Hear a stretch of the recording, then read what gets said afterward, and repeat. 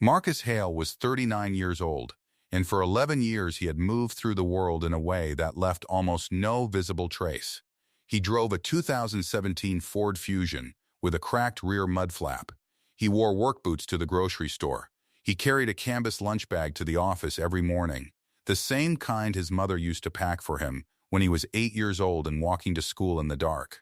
The people in his neighborhood knew him as the quiet man in the corner house, the one who always shoveled his elderly neighbor's walk before shoveling his own. Nobody in that neighborhood knew about the trust documents folded in the bottom drawer of his home office.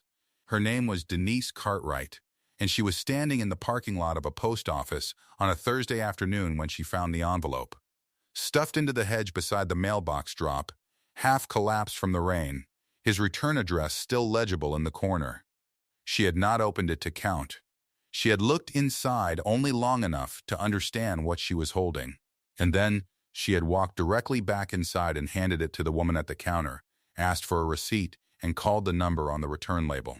He had been notified within the hour. $50,000 in certified checks, intact. He had been expecting it to be gone. In 12 years of moving through the world as something other than what he was, no one had ever just given something back. What Denise Cartwright did not know, standing at that post office counter with rain on her coat and her daughter's school pickup in 40 minutes, was that Marcus Hale was the sole owner of 4 commercial properties within 3 miles of her front door. She did not know about the foundation he had funded quietly for 6 years. She did not know that the man who would call to thank her that evening, the calm voice, the measured words, the complete lack of fanfare, had spent the last decade building something that very few people had any idea existed. What happened next would change both their lives in ways neither one of them could have planned. Before we jump into the story, comment where in the world you are watching from, and subscribe, because tomorrow's story is one you need to hear. The morning light came through the east, facing windows of Marcus's home office, in long, flat bands that shifted as the trees moved outside. He was at his desk by 6, the same as every morning, and the coffee he had made was still hot beside his right hand. He sat with both palms flat on the table for a moment before he opened the laptop. The way his mother had once told him to do before starting anything important. Feel what you're sitting on, she used to say. Know where you are before you start moving. She had been a woman who measured everything twice and cut once, and he had inherited that from her in ways he was still discovering. The house was modest from the outside, a brick rancher on a corner lot in Raleigh, North Carolina, the kind of house that had been built in the 1970s and needed constant tending. He tended it. The deck off the back was one he had built himself, board by board, over the course of 2 summers. He had poured the footings himself. He had mortised the frame himself. His hands, when he held a cup of coffee or pointed at a spreadsheet, did not look like the hands of a man who built decks in his spare time. But they were. His profession was civil engineering. He had spent 16 years designing infrastructure, bridges, drainage systems, retention walls, the invisible architecture that made cities hold together in flood season and dry season alike. He understood, at a cellular level, how things failed, and therefore how they were made to last. He had also, over the course of those same 16 years, accumulated interests in 11 commercial properties, a 40% stake in a regional logistics firm, and a private foundation seeded with $8 million that made grants to workforce development programs across 4 states. None of this was visible from the street. None of it was meant to be. His mother, Evelyn, had passed 4 years ago. She had been a woman who raised him alone in a 3-room apartment in Durham, who worked double shifts at the hospital and still made him read 1 chapter of something every night before bed. She had not lived to see what he had built. He kept her photograph on the corner of his desk, not as a reminder of grief, but as a kind of compass. When he was uncertain, he looked at it. She had told him once, near the end, that the greatest luxury a man could have was the freedom to be exactly who he was without needing anyone to believe him. He had carried that with him into every room where someone had underestimated him, and there had been many such rooms. He had been in the process of settling his mother's estate when the envelope went missing. The certified checks, drawn on one of his business accounts, were meant for a notary in Durham, a final closing payment on a property transfer he had been finalizing for 6 months.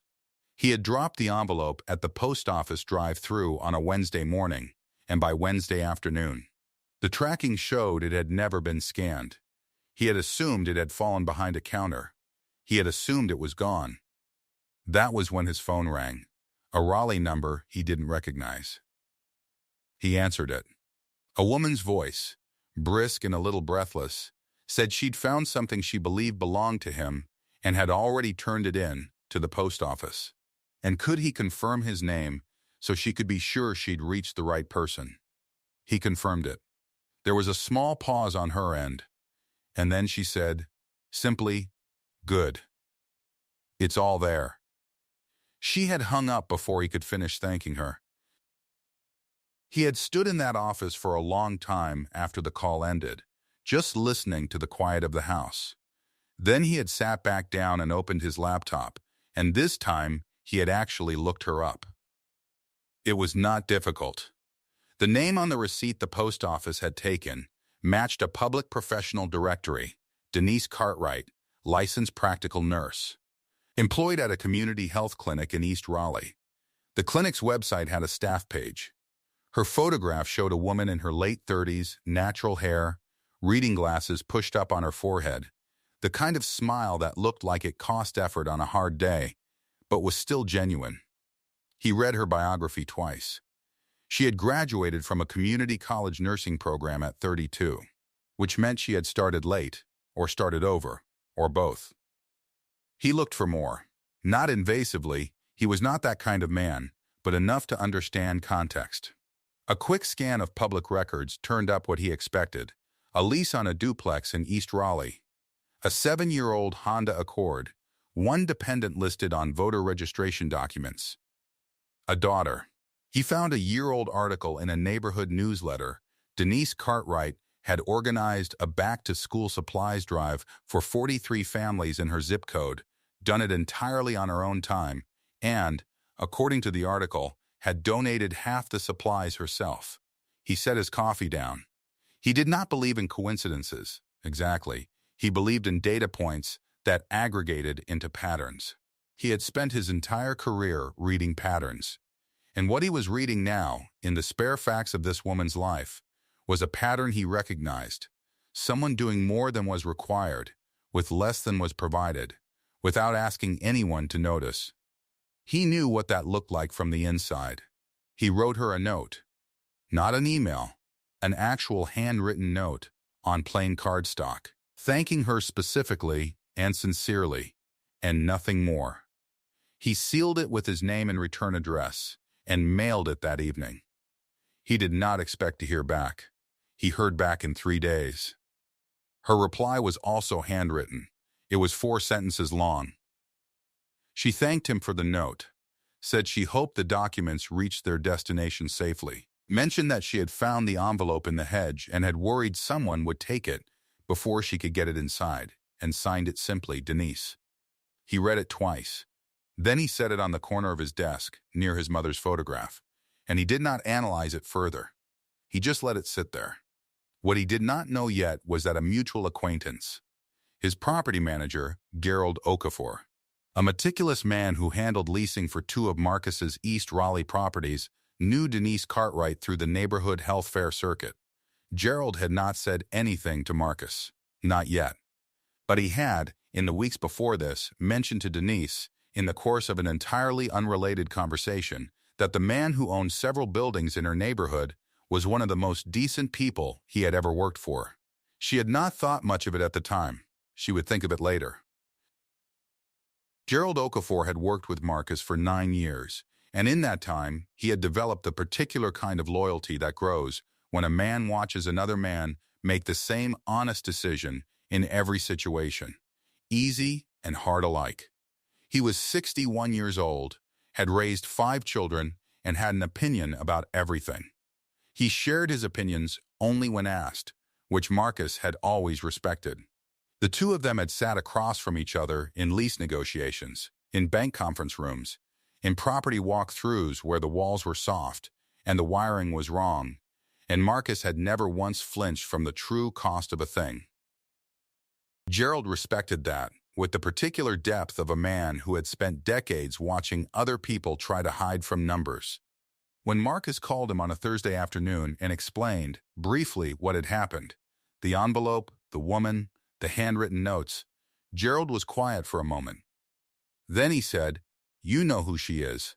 Marcus said he had looked her up. "She's been coming to the health fair for 3 years," Gerald said. "Does the blood pressure station. Stays till the end. I have never once seen her leave before the last person was helped." He paused. "Her daughter is 12. Real sharp kid. Denise raised her by herself. Father's not in the picture. Has not been for about 8 years, from what I understand, and she doesn't talk about it, which tells you something about how she carries herself." Marcus listened. "I'm not telling you anything," Gerald said. "I'm just telling you what I know." "I hear you," Marcus said. "She doesn't know who you are," Gerald added. "Not really. She knows a name and an address." "That's fine." Gerald waited a beat. "What are you going to do?" "Nothing yet," Marcus said. "I'm going to think about it." He thought about it for 2 weeks.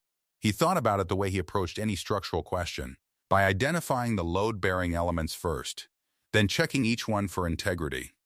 What did he actually know? What was he assuming? Where was his information complete? And where were the gaps? He had learned, over 16 years of building things that could not fail without consequence, that the distance between confidence and certainty was where most serious mistakes lived.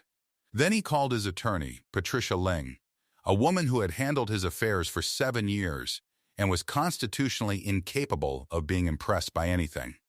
He did not call her for legal advice.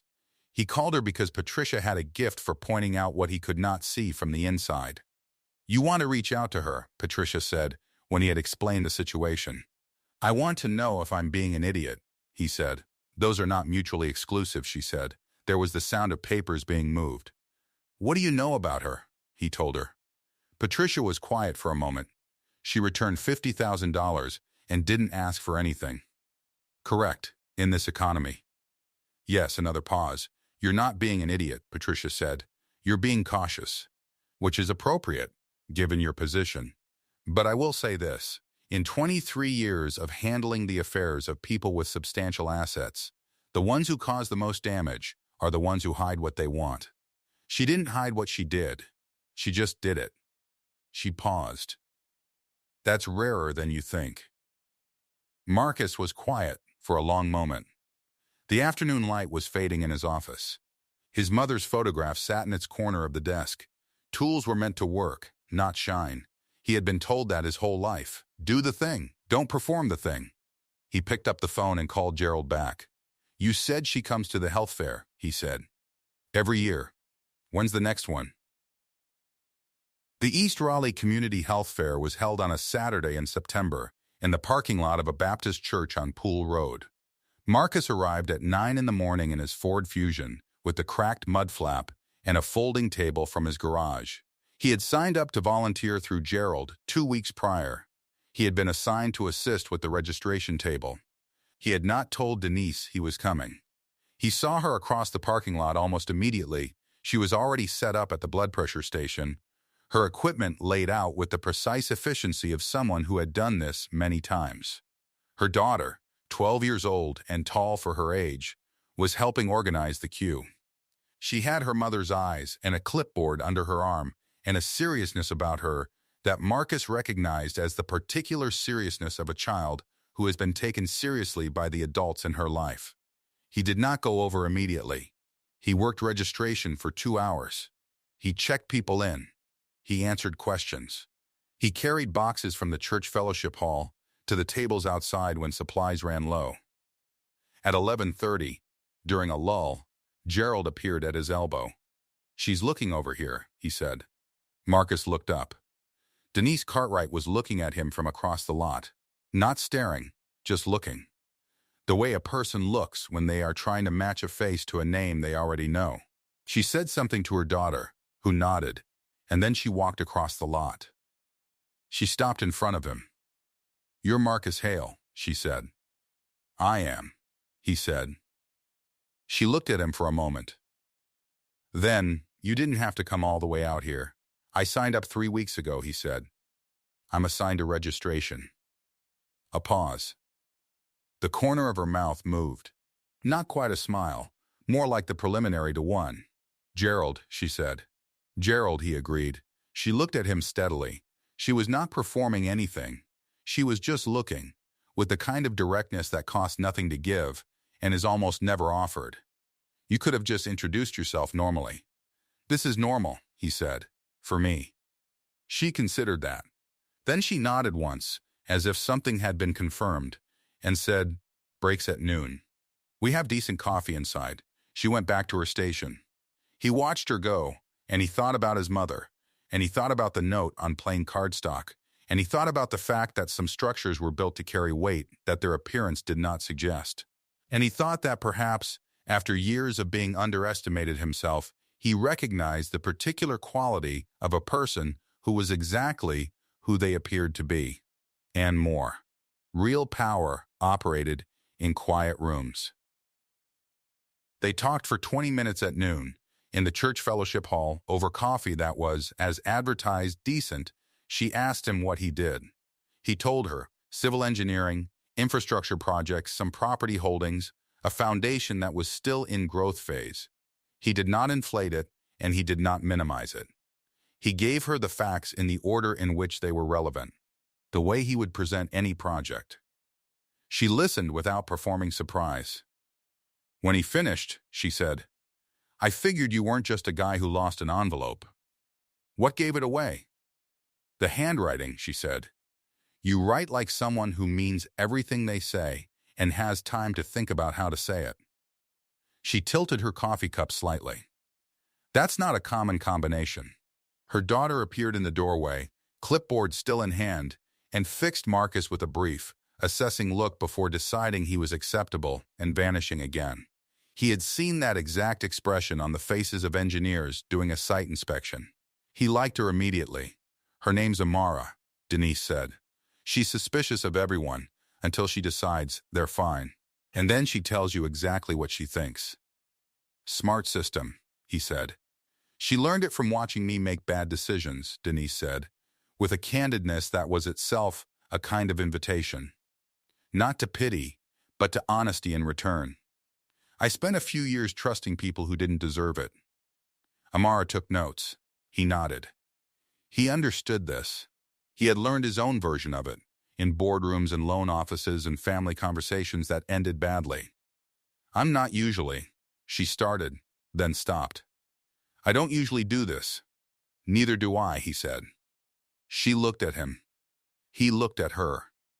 The fellowship hall was quiet except for the sound of the parking lot outside, families arriving, children asking questions, the small productive noise of people doing something useful. "I know Gerald has been talking," she said. "Gerald has been known to contextualize situations." "He told me you were decent," she said.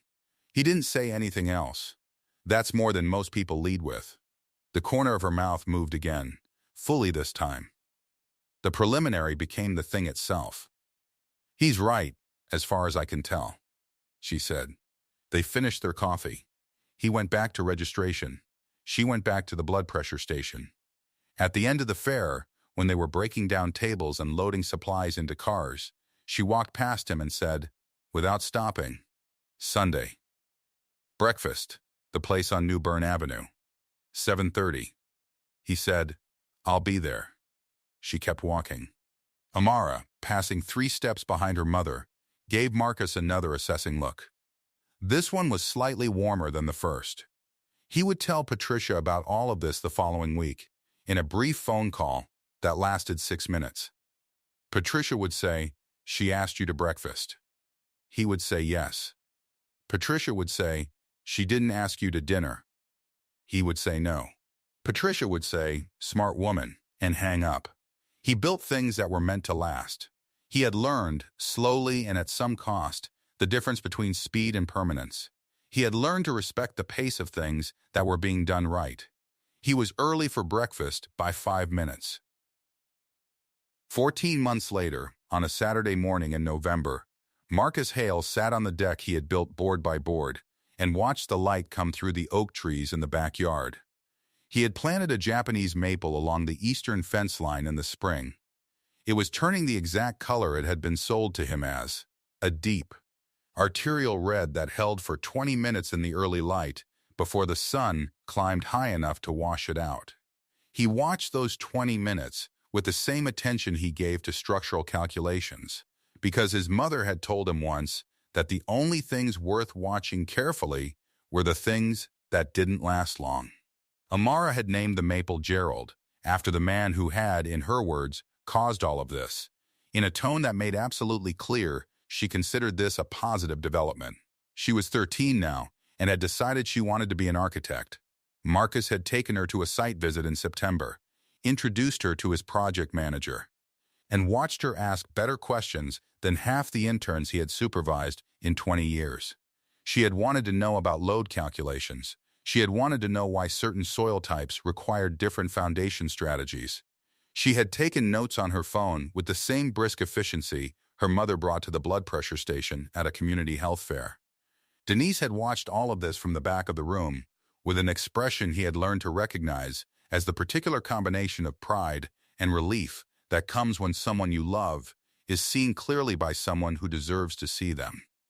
Denise was inside. He could hear the sound of the kitchen, which she had learned to navigate without asking permission. A thing he had noticed and filed away as one of the small metrics of a person who was actually at home somewhere, rather than performing comfort. She did not perform anything. It was the quality he had identified first, in the fellowship hall, over decent coffee, and it had not changed in 14 months. If anything, it had deepened. The way a structure settles into its footings over the first year after completion, and becomes, finally, the thing it was designed to be. He held his coffee in both hands, the way his mother had taught him. The foundation had, in the prior fiscal year, made grants totaling $1.4 million to 11 workforce programs across North Carolina and Virginia. He had not announced it. He had not issued a press release. The work existed because it was useful, not because anyone needed to know he had done it. 3 of the organizations had, without his instigation, named buildings or programs after his mother.